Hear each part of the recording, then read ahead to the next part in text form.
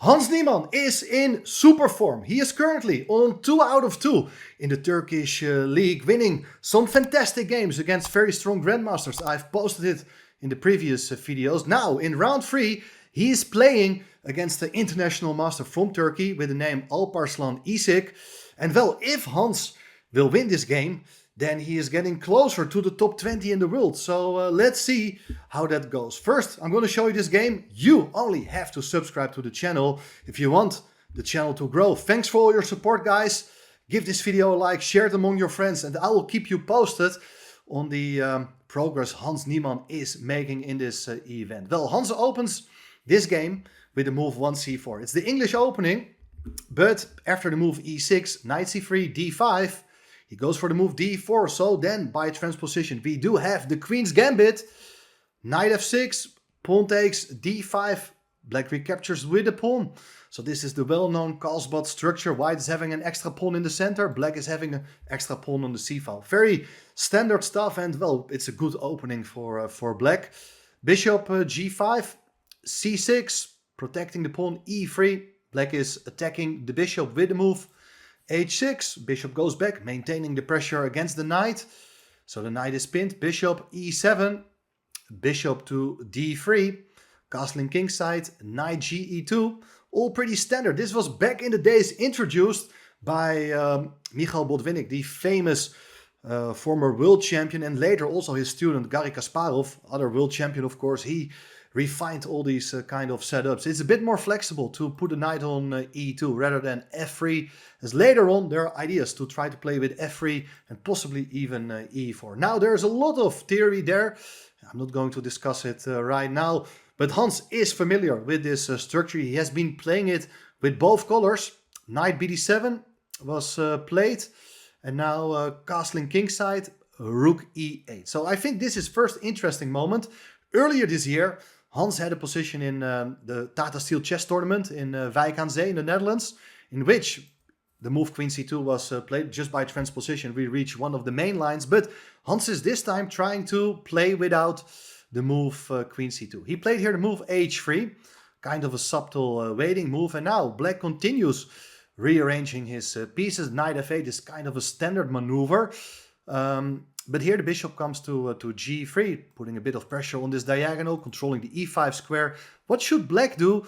Well, in order to try to play solidly, I would recommend black to play the move bishop d6. I mean, it's not exactly the same position Hans had in his game against Erwin Lamy in Wijk aan Zee. In that position, the queen was on c2 and black had played the move a5. But I think neutralizing the dark squared bishop is a very solid approach. That's probably what black is supposed to do here. But instead the move knight e6 was played. Why do you put the knight there? Well, possibly later on the knight can even come to g5, or maybe even g6. Knight g7 is an idea. Apart from these ideas, pawn break with c6, c5 is another possible plan. The drawback is that the bishop from c8 cannot easily be developed. Well, Hans played here the move bishop e5. That's excellent move. So now plans with bishop d6, they're coming too late. Then white is in time to react with f4.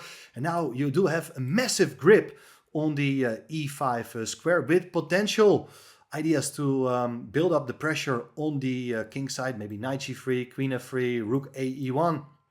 I think it's very unpleasant to deal with this bishop on e5 because taking is not very attractive. It will open the f-file for the white rook. So black is no longer considering that plan with bishop d6. Instead tries to grab space on the other side of the board. b5 is actually quite a modern idea in this Queen's Gambit declined. The point is to grab space on that side. So white played rook c1. Now the move a5 is played, and well, given a chance, then black would like to go for queen b6, maybe bishop a6, maybe b4, maybe c5 can be played. It has been seen in a number of games, but at the same time, there's also a clear drawback, because having pushed the pawn to b5, the pawn on the half-open file, the pawn on c6, is a target for the white rook. So how to make use of it? Not so simple. You don't really want to move your knight from c3 at this point. But what you can do, and this was not done by Hans. Hans played here the move a4. It's very understandable to fix the queen side But I believe it's much more precise just to continue with your play on the queen on the king side here with the move knight g3, so the knight can come to f5, and if black ever goes for a move like b4, you can put your knight on a4. The knight is not badly placed here at all. There's pressure against the pawn on c6, and you're controlling also the c5 square, so enough possibilities for the knight to rejoin play. But Hans played the move a4. Now after the move b4, attacking the knight on c3, the knight goes back to b1. And it's not really bad, it's in a way nice positional chess, as with a maneuver knight e2, knight b3, white will be able eventually to put pressure against the pawn on a5 or occupy the c5 square. It's a nice square for a knight, but it's rather slow. And I believe that black is actually in quite good shape here, meaning that he has enough counterplay. If he continues here trying to break free with the move c5, this knight is nicely supporting this advance. And even after taking on c5, you may just consider going back with a knight to d7 to hit the bishop. The bishop will have to move again, and then on the next move you take on c5. You do have an isolated pawn, but black all of a sudden does have quite some nice space in the center. So this is not bad for black at all.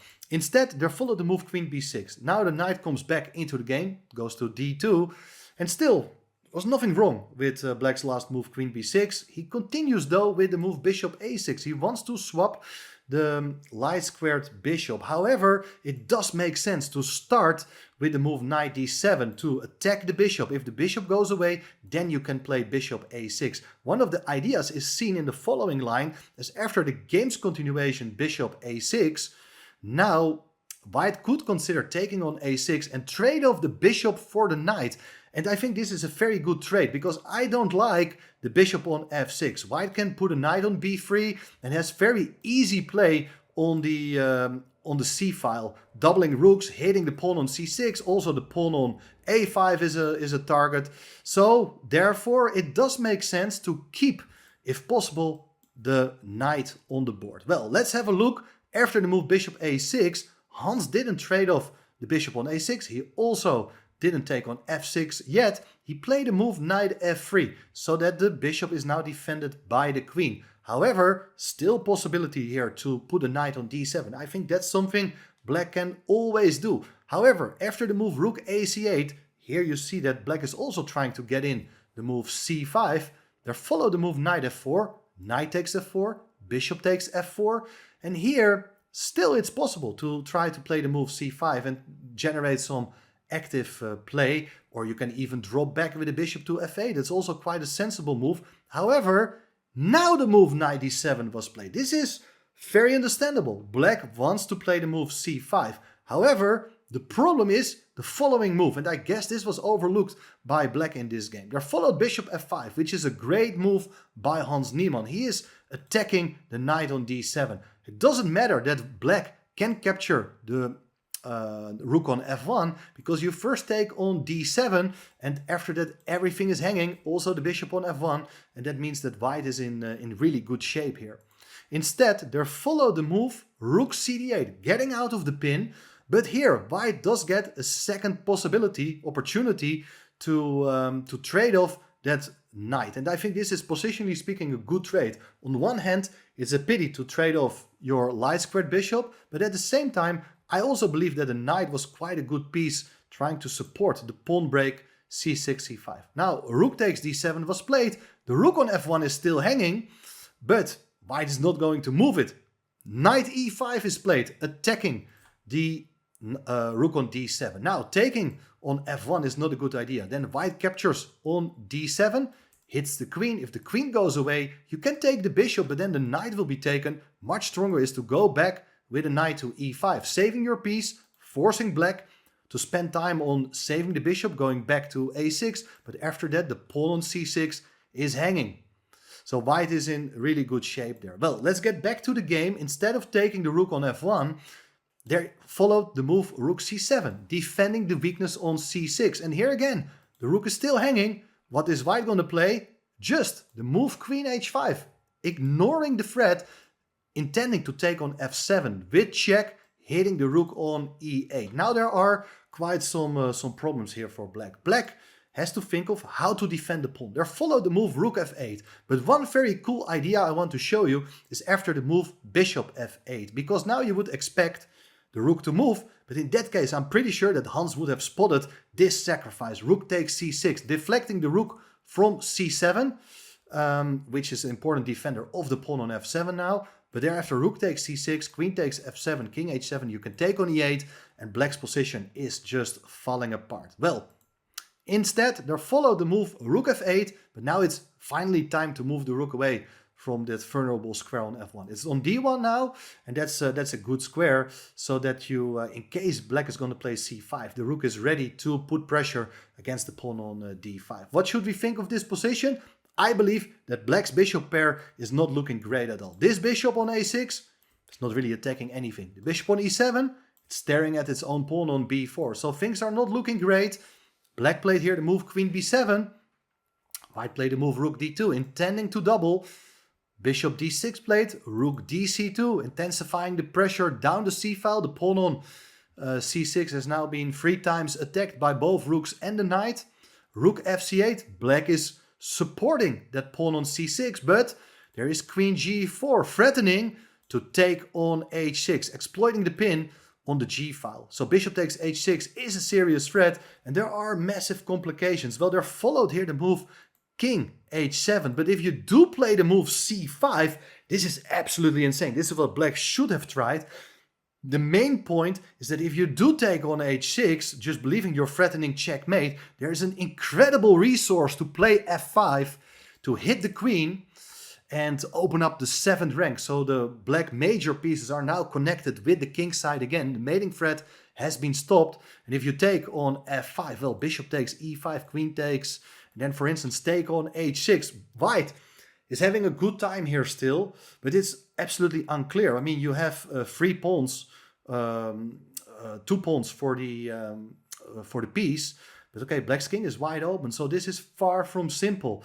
In any case, c5 was not played. Black played very understandably the move king h7, just defending simply against the threat. This is the human move. Queen f5 check, king g8, queen g4, and well, king h7 played. Black is happy to see a draw here, but white is not in a rush. Play the move b3. That's okay. And now anyway, the move c5 was played. I mean, you don't want to sit and wait any longer, keeping the pawn on c6 defended forever. Pawn takes c5 played. Rook takes c5. Rook takes c5.